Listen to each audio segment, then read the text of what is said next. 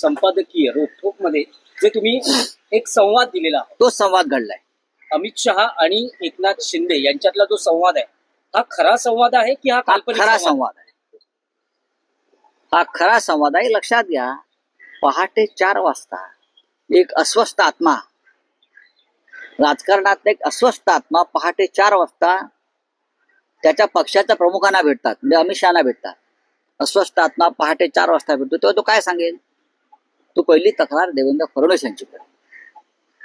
हे तुम्ही मान्य केला का की मला कसा त्रास होतोय, माझी कशी कोंडी केली जाते, माझे कसे अधिकार काढून घेतले जात आहेत, माझ्या बरोबरच्या मंत्र्यांच्या कशा चौकशा लावलेल्या आहेत, माझ्या बरोबरच्या आमदारांचा कसा निधी रोखलाय, याच्यावर चर्चा झाली. आणि ते असं म्हणतायत तिथे की तुमच्यावर विश्वास ठेवून आम्ही आलो, आता आम्ही काय करायचं, मला मुख्यमंत्री करा. नाही, त्यातलं एक विधान असं आहे की अमित शहा शिंदेना असं म्हणतायत की आप बीजेपी में मर्ज हो जाओ, आपका क्लेम सीएम पद पर तब रहेगा.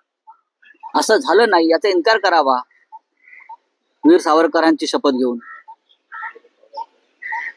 मी दुसरं कोणाची सांगणार नाही, बरं का. ही चर्चा झाली नाही अशा प्रकारे, हे त्यांनी सांगावं ना. पण राऊत साहेब, अमित शहा आणि शिंदे यांच्यातला हा संवाद आहे तो उघड कसा होतो? बघा, बऱ्याच गोष्टी उघड होत असतात. जसा झेलेन्स्की आणि ट्रम्प मधला संवाद उघड झाला, तो प्रसार माध्यमांसमोर तसा येतो ना.